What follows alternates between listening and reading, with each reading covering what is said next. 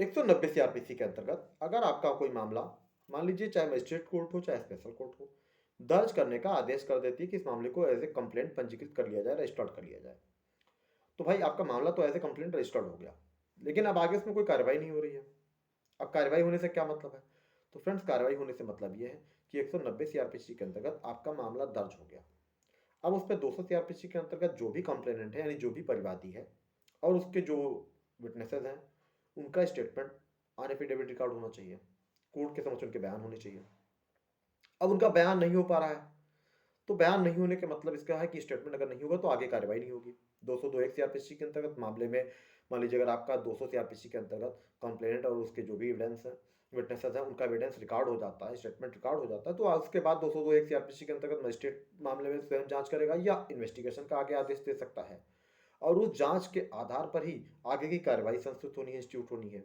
जैसे, या अगर आधार नहीं होता तो 203 सीआरपीसी के अंतर्गत मामले को खारिज किया जा सकता है, और अगर आधार पर्याप्त है तो 204 सीआरपीसी के अंतर्गत उसमें आदेशिका जारी कर दी जाएगी कि अभियुक्त जलीय समन या जलीय वारंट तलब हो, न्यायालय में उपस्थित हो, एक नियतम डेट, जो डेट रखी जाएगी न्यायालय द्वारा। लेकिन अब इसके लिए जरूरी क्या है कि 200 सीआरपीसी के अंतर्गत कार्रवाई तो हो, लेकिन मामला आपका वहीं ठहरा हुआ है। 190 सीआरपीसी के अंतर्गत पंजीकृत होने के बाद कंटिन्यू डेट लग रही है। तो इसके क्या कारण हो सकते हैं?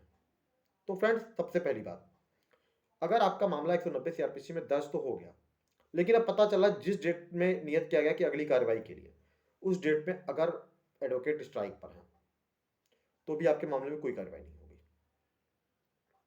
क्योंकि अगर स्ट्राइक पर है अधिवक्ता, तो अधिवक्ता कार्रवाई आपके साथ कोर्ट में जाके स्टेटमेंट रिकॉर्ड करवाएगा नहीं। उस सिचुएशन में आपके मामले में कोई कार्रवाई नहीं होगी, भले ही दिन नियत कोर्ट ने करके रखा हो। इसके अतिरिक्त आपके मामले में मान लीजिए फिर दिन नियत है, जो पीठासीन अधिकारी है उस न्यायालय का, अगर वह अवकाश पर है, तो भी ऐसे सिचुएशन में आपके मामले में डेट ही लग जाएगी, कोई कार्रवाई नहीं होगी। क्योंकि ऐसे मामले जो है वो वही न्यायालय सुनती है जिसने दर्ज करने का आदेश रखा है। हाँ, इसमें एक प्रोसेस है कि 191 सीआरपीसी के अंतर्गत अगर अभियुक्त व्यक्ति चाहे तो वह मामले को अंतरण करने के लिए कि उस न्यायालय से ना आगे परीक्षण करवा के अन्य किसी न्यायालय में अंतरित करने के लिए प्रार्थना पत्र दे सकता है। लेकिन वैसे अन्य कोई आदेश, यानी 200 सीआरपीसी के अंतर्गत अगर एविडेंस रिकॉर्ड करने हैं, स्टेटमेंट रिकॉर्ड करना है, तो वह वही न्यायालय करेगी जिससे कंप्लेंट मान लीजिए दर्ज करने का आदेश दिया था, पंजीकृत करने का आदेश दिया था। तो अगर वो पीठासीन अधिकारी मान लीजिए अवकाश पर है, तो जो अन्य न्यायालय कोई है वो उस पर सुनवाई नहीं करेगी, क्योंकि इस पर थोड़ा सा निर्बंधन रहता है उच्च न्यायालय का, और साथ साथ जो भी मजिस्ट्रेट कोर्ट है इनका भी।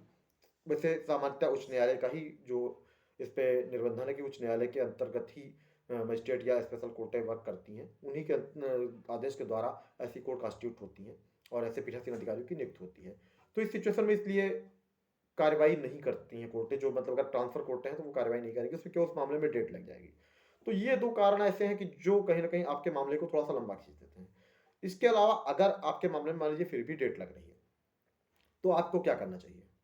तो फ्रेंड्स, 192 सीआरपीसी के अंतर्गत मुख्य न्यायिक मजिस्ट्रेट ऐसे मामले को अन्य मजिस्ट्रेटों को सुपुर्द करता है।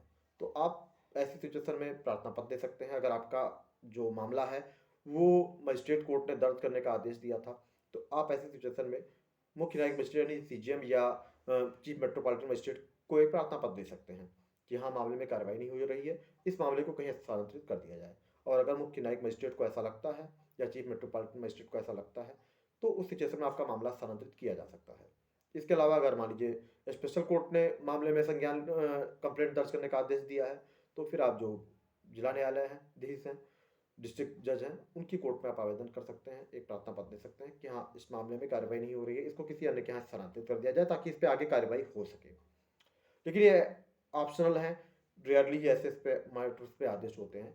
आप सबसे पहला कारण तो यही जो मैंने बताया आपको कि एडवोकेट के स्ट्राइक या पीठासीन अधिकारी का उपलब्ध न होना, तो ऐसे मामलों में कोई आदेश जो अन्य न्यायालय वो पालित नहीं करेगी। यही कारण होता है, सबसे बड़ा मुख्य कारण, कि मामले में काफ़ी हद तक कार्रवाई न होकर लंबा खींच जाता है। तो फ्रेंड्स, अगर आपको ऐसे जेन्युइन कंटेंट देखने हो, लीगल कंटेंट देखने हो, तो फिर चैनल को सब्सक्राइब कीजिए, और वीडियो को अगर पसंद आता है तो लाइक कीजिए। कमेंट की जो भी रिप्लाई है वो मैं सैटरडे संडे में ही बेसिकली दे पाता हूँ, और मैं कोशिश करता हूँ कि आप जो भी कमेंट करें उसका सेम डे में मैं रिप्लाई कर दूँ, लेकिन कभी कभी ऐसी सिचुएशन होती है कि मैं बिजी होने के नाते रिप्लाई नहीं दे पाता हूँ। तो thank you for watching friends.